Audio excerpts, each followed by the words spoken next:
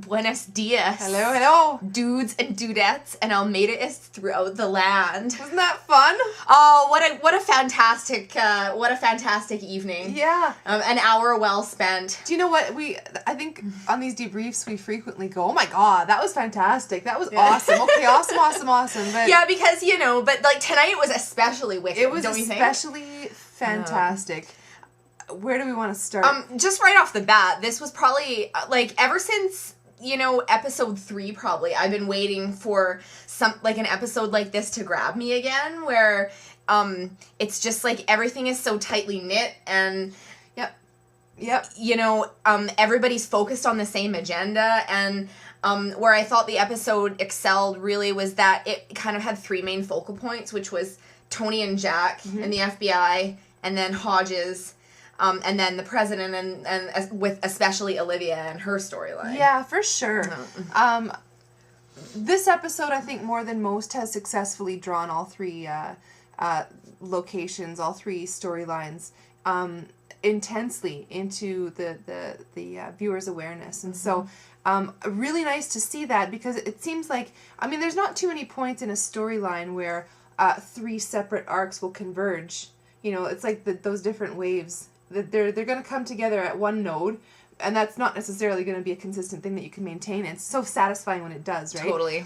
I wanted to mention, because you brought up Olivia, so that'll be my first point, I think. We were both basically agreeing how hardcore she is and how tough she is. I love where they are going with her character right now, because for a while they left it really ambiguous, like what is her real agenda, and can she be trusted, how far is she willing to go, how ruthless is she? And in this episode, God, like, it totally blew me away. Because the minute her mother appointed her provisional chief of staff, this other crap, like, all bets were off on that, right? And national security was national security, and the other shit was the other shit, and she wasn't really willing to do that anymore. But then this guy manipulated her, and for a while it seems like, well, why is she going along with this? Like, she's way too smart for this. Like, what is she doing? Yeah. And the whole time she had a plan. Yeah. But you could tell that the execution of that plan was very painful for her. Mm-hmm. And she did it because she had to. Like, she had to protect herself and her mother, right? I kind of like... And the country. Yeah. And the country. Yeah. I really like that they've set up Olivia to be, I think, a bit of a foil for Seaton. Same ploys, same kind of loyalty to their agenda, to their cause, and their chosen leader or whatever, and Olivia's on the light side of that coin. So it's really cool to see how they did that episode back to back with with each other, right? That's true. Well, all I have to say is that I was just so fucking happy to see that sleazebag get exactly what he deserved. Oh, I know. At first, like, I was just like, well, what the hell? Like, what is she doing? And it didn't seem fitting for her character. This strong-willed, super present in her mind. And well, like, when she agreed to, sleep with him, and, you could tell, like, from the look on her face, she's just like, oh my God, like... please, right? Yeah. And you could tell she really didn't want to do it, but she was doing it because she felt like she didn't have any other way out. But then you're thinking, well, like, regardless of whether or not she screws him, he can still run the story, and he can still betray her. And, like, why is she falling into this? Like, it was obvious that the guy was unscrupulous. Yeah. But then you realize that, she... had to do some pretty dirty, nasty things to get the job done, but, she got her leverage, and as soon as she stood up and started buttoning up and said, and the minute the conversation started going that way, she has a really great way, the actress, what's her name? Sprague Graydon is the actress that plays Olivia. Good for her. She, one thing, and I've mentioned this before, with the acting in this particular season that I've been really impressed with, is these transitions within the character, going from confusion and feeling trapped or powerless, dealing with emotion, flipping over into duty, and you see that transition happening very clearly in a lot of characters. Yeah. And now with Olivia, it's very clear, when she buttons up and you know she's got it under control, and now she starts playing the game and totally gains that power, right? And it's happened with a lot of characters so far. So I just love how she rolls over, gets up, and is like, the only thing I care about is that you don't run the Starkwood story. Yeah. And the guy's just like, you know. Why don't you love me? Well, I mean, obviously he was manipulating her too. He planned to stab her in the back all along. He just underestimated her. He didn't think she was smart enough or savvy enough to use the situation to her advantage. He thought he was the one taking advantage of her when really it was the other way around. And so I thought it was interesting how she is such a strong, strong woman. And even though, I mean, her using her sexuality to execute a plan or to get leverage or whatever is a morally questionable act. I don't know, I guess I feel in like that situation she did what she had to do. She, to quote Jonas Hodges, knew the psychology of her subject. Yeah. So, you know, I give her props for that. And when she walked out of the hotel room and just, like, you know, looked Pierce right in the eye, or her head held high, and just walked into the elevator, like, you know, and with this just stony-faced look, I was just like, wow, she's tough. Yeah. You know, and they've given the character so much more depth and than I thought she would have when she was first introduced to the story. Yeah, so that's incredibly satisfying. It's nice. I think it, you know, I was going. Oh, I was just gonna say, I love seeing such a strong female character who's really not likable, but you still respect the shit out of her. You know? Yeah. Yeah. Well, right from the beginning, because I've been getting more into business in my life myself. When she first showed up on screen, the way she was talking, the way she was carrying herself, I was like, woo, yeah.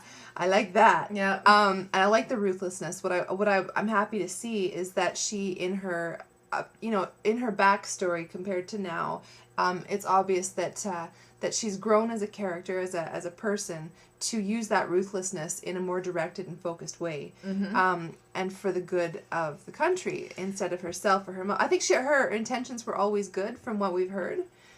But maybe misguided. You know, after tonight, I'm no longer so sure that she's going to be a liability to her mother's administration. No, I think she's going to be... I think that was the angle they were going for at first, but that's not the case. Yeah. And I really saw... It was really nice how they cut from her to her mom immediately after, and you saw both her face in the elevator and then totally her mom's face yeah there, and it's just great like cut strong for sure yeah. And I actually think they did a really good job casting like the two of them as mother and daughter too, they had the same sort of round face and similar type of features, and they did a good job actually. It's interesting because one of the criticisms that was brought up about the actress in the beginning when Olivia was first introduced was that she, you know, was kind of overacting and mugging and that type of thing. And I thought in this episode, I mean, for the last few, but in this one in particular, her performance was really multifaceted and very, you know, pointed but not over the top. Yeah, and that's what I was noticing, you know, in those internal transitions, the whole hotel scene, and the fact that depth exists on screen is lovely, and it's engaging, and it really helps draw you in and respect the characters. And that's something that we loved in 24 right from the beginning. Yes. We talked about, you know, the show respecting its viewers, and I think it's finally given us some meat to hold on to. Some really interesting characters this season, I think. On all sides. I mean, you know, some of the newer characters have taken a lot of flack this season from a lot of people, but I don't think it's justified.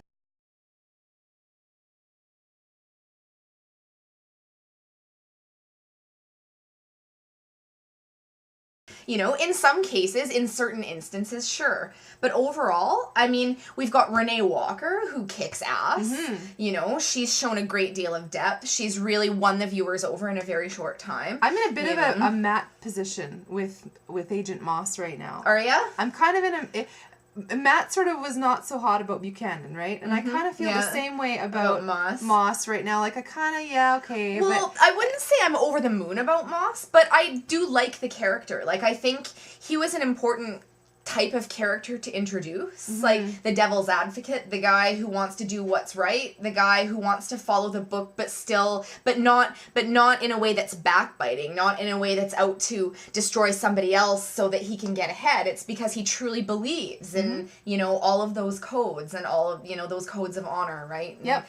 And So although we've had characters like that in the past, of course Jack being one of them, Moss executes it in a very different way that's, you know, totally juxtaposed to Jack. Right. And you know, I've liked that dynamic. Mm-hmm. Yeah, no, I have to agree with that. Yeah. I think it's more just the, maybe it's just the acting or whatever that has me off. Yeah. But I do like the way it's been played.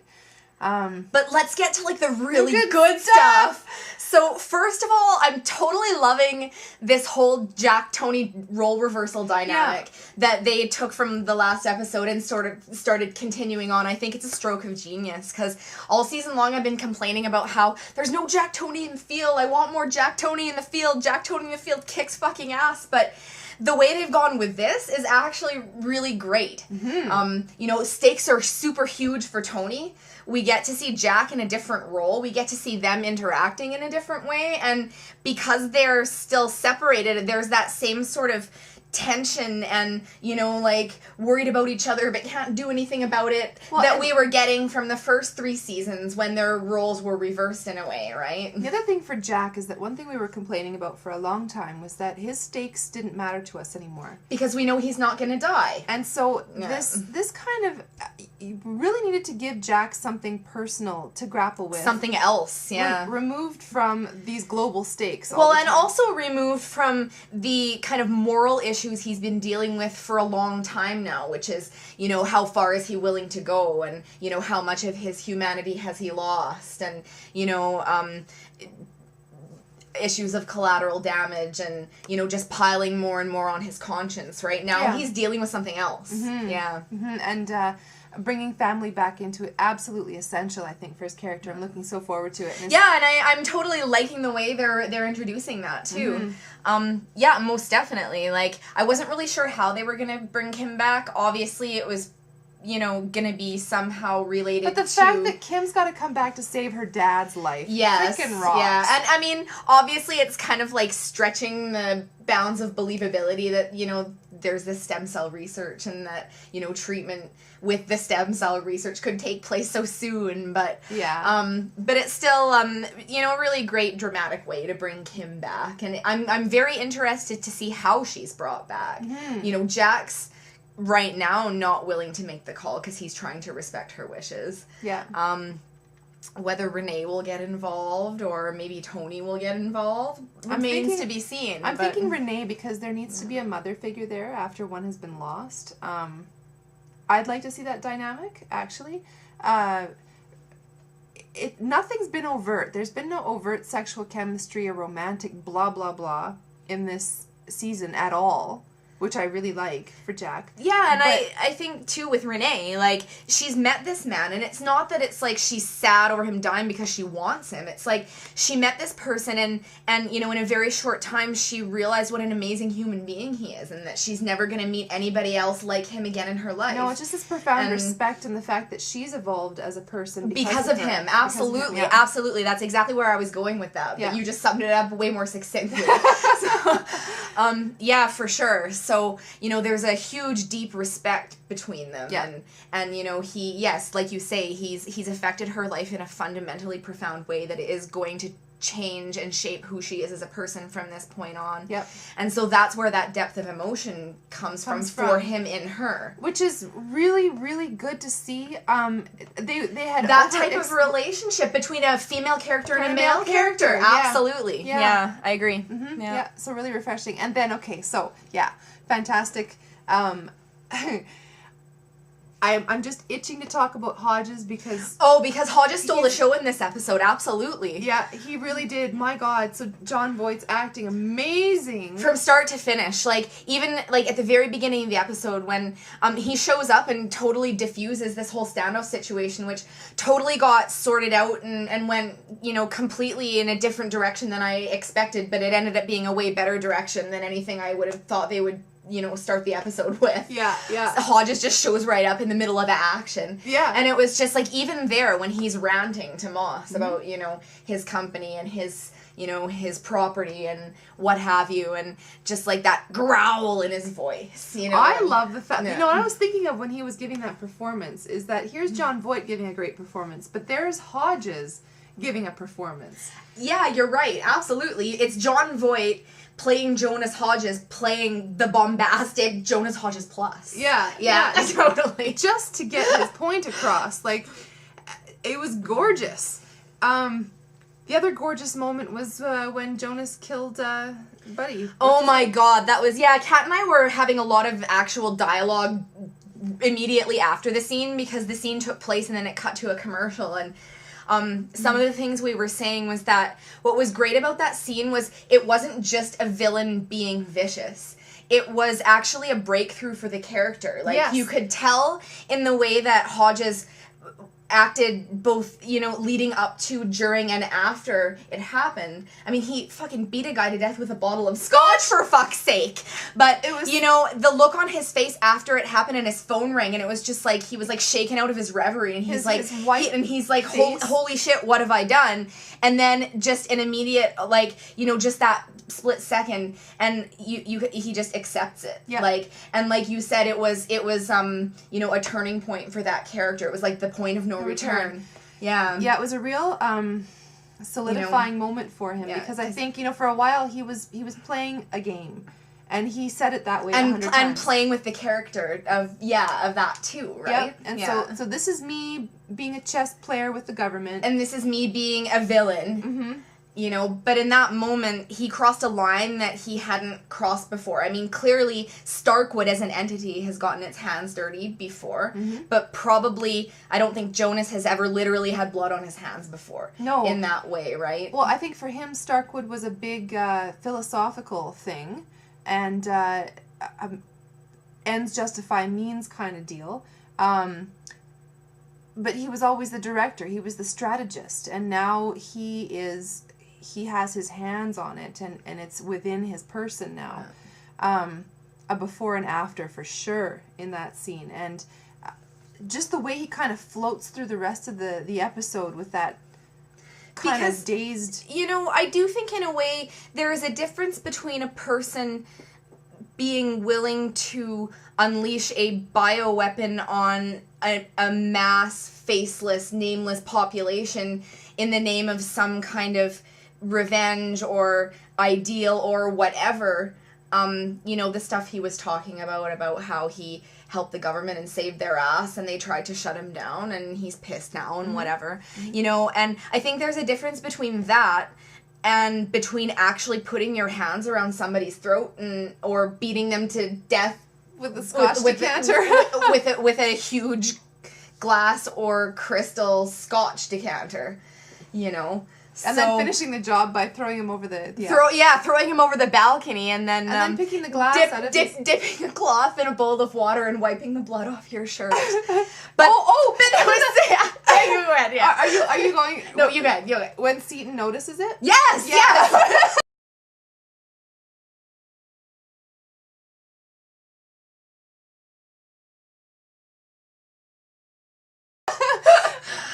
Okay, so here you are. So Hodges is shocked with himself. He's crossed a line internally. He feels a sickening, holy fuck moment. And then he moves through the room, comes down to the point where now he is Mr. Boss again. Seaton notices the blood on his shirt, and then he relishes it. Yes, absolutely. Too bad. Yeah. Too bad he can't be with us. And that little smile. Yeah. He's made the decision of, that there's no turning back, and he's just loving every minute of it. I know. It's just giving him the opportunity to totally unleash, this probably sort of like id character that's been boiling inside him for a long time, totally to the surface. Yeah, right? Now there's absolutely no posturing in front of a board. No. There's no Jonas this and Hodges that. Now it's just he is who he is, and he's going to finish his objective, and he's going to go down with the ship if he has to. Yep, absolutely. He's totally committed. He's gonna fly or totally sing. So I'm putting my stamp on it. I said this before, I'll say it again. Hodges is now my favorite. He is officially the greatest villain of the series. Absolutely. I think after tonight and the Scotch bottle thing, I think that just totally solidifies it. I said in my summary this week that I think he's a much more sophisticated villain than we've ever seen before. A much more fascinating character study than we've ever seen before. Definitely going a lot deeper than we've ever gone into any other villain except maybe Nina, although whether or not she plays the role completely of villain in the world of the show is debatable in my mind. Yeah. But I mean, props to the writers and also to Jon Voight together. I don't think that that character was given poor writing or a lack of material. And I also think that Jon Voight brought his acting to the table in a way that... And his character study, too. Yeah. You know? Yeah. Like, a lot of those lines of dialogue, some of them are probably from the writers, but I think a lot of them are coming from him, too. Like, just playing with certain things, certain turns of phrase, you know? Mm-hmm. Yeah. But, yeah, no, fantastic. And... yes, Jonas Hodges is a force to be reckoned with. Yep, yep. You know? So satisfying, because I just remember so many seasons where we're like, so what do we think about this villain guy? And we're like, I don't know. Oh, yes. Hodges has injected new life into 24 villainy. Yeah. Absolutely. What did we say? Villainness? Villainness, but it's actually villainy. Yeah. Yeah. Okay, so, I mean, let's talk about Tony. Yeah, of course. I mean, you know, it wasn't like Tony had any big, huge emotional revelations in this episode, but it was just so fun to see him kicking ass and taking names. With the arm around the head and the kicking. He totally Krav Maga'd one guy to the ground and booted the other guy right in the face. Awesome. And then he goes and kicks the other guy while he's down. That whole scene was awesome. That was a one-man army right there. It's just great to see that Tony hasn't missed a step, you know? Yeah. I mean, it's funny because a lot of people say, well, you know, in 24, Tony's never really the field guy, so I don't understand why everybody's so crazy about seeing Jack and Tony in the field because, you know, I mean, Tony's not a field agent, but what they forget is that Tony was in the military for quite a long time, you know, in the Marines before he came to do, you know, intelligence work, you know, in the office. Mm-hmm. He's had plenty of field training, and obviously for the last 3 years he's been in nothing but the field. But the field, exactly. So he should be sharper than ever. Yep. You know, and he sure is. Ha. And I think that's why we want to see Jack and Tony in the field action so bad, because, like, you know, the few tastes we've gotten of it in the past have been freaking awesome. Awesome, I know. Okay, so I don't know if I should bring this up or not. What's with the great cell phone reception and comm? Oh, yeah, Kat noticed that. Because it's so funny, because Tony's walking into the building and he's in the middle of telling Moss and Jack and Renee that, you know, the walls are like 12 or 6 foot concrete or something like that. With epoxy coating and... all of that shit, like super high tech, you know. 4 floors down. Protect you from bioagents type materials, and yet they've got like perfect crystal clear signal. And they can track his movement too. Yeah, I know. How the hell are these being tracking movement through what? Yeah. Little bit of technological sloppiness there, maybe. Yeah. But I don't know. Maybe there are communication devices that will transmit through crazy bioweapon protective materials. What do you think? Sure. Yeah. Sure. They're being manufactured at Starkwood. As we speak. So yeah. Are you spent? I'm spent. I think I covered all my points. So highlight for me, definitely Hodges. I did thoroughly enjoy Tony. He had some really excellent ass-kicking moments. Mm-hmm. But for me, Hodges and Olivia were the two bright spots. And I have to just make one comment about President Taylor's urgency at the end there. Oh yeah, totally. Actually, the final scene, like the pre-clock scene, where she runs into the room and she orders and you know them to abort the airstrike, and you know everybody's looking and going, "What the fuck is she doing?" Yeah. And you know she stands there and she is so angry, like just so like white hot angry, you know, vibrating angry, right?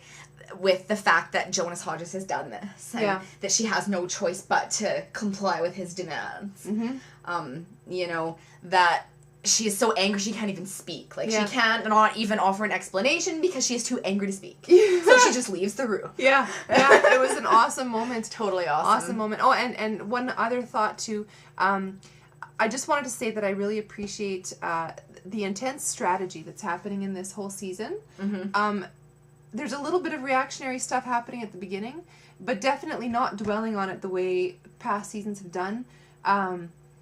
This just seems like a really fantastic chess game all the way up. You know? That's exactly it. Like, that's why I think it's been so engaging, especially like you know, for the last couple of episodes as we're moving into the third act in the home stretch, right?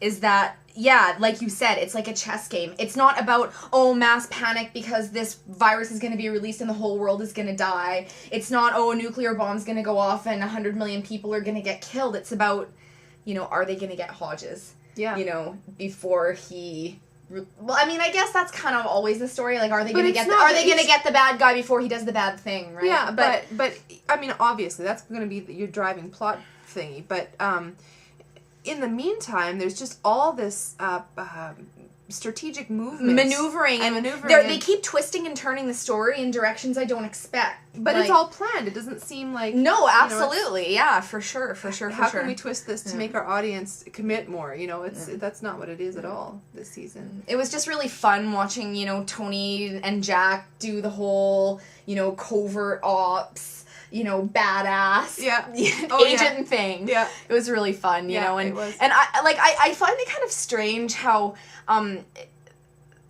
the powers that be have just absorbed Tony so easily back into the fray after everything that's happened. Like, I mean, even though, you know, obviously he's proved himself, and you know, I think his relationship with Jack, because Jack has earned their trust as well, is going a long way into supporting his, you know, kind of temporary reinstatement or whatever. I just find it kind of funny because, you know, like, President Taylor's like, oh, good, Almeida's on the case. And, yeah. You know, and Janice is like, hey, Tony, how's it going? I know, and it's like, you know, and it keeps occurring to me, you know, here's Tony standing next to Moss like he's his right-hand man. I know. And I'm like, Tony was terrified of, like, even being around these people for the longest time. Well, I don't think he was terrified of them, but I mean, it was like... Now he's an authority figure, right? Well, yeah, and I mean, I just, you know, like, I mentioned it last week, too, like, about how, you know, the last time Tony and Moss saw each other, Moss thought Tony was guilty of genocide and deserved the death penalty. Yeah. And now he's like, hey, buddy, what's up? and it's kind of the same thing again. Like, you know, everybody's on a first-name basis, and, you know, all is forgiven. It's funny. Everyone's so tight, yeah. It's really funny. Oh, and great Jack bugging eye out moment. Oh, yeah, totally, yeah. The moment when Jack has his seizure and falls to the ground, and, like, the camera zooms in, and Kiefer Sutherland's eyes are bugging, like... It was totally good. Yeah, that was awesome. All right, but anyway, I think we're probably about ready to wrap it up here. So thanks for listening, and Almeida be with you. Yes, Almeida be with you. Until next week. Bye-bye. Good night.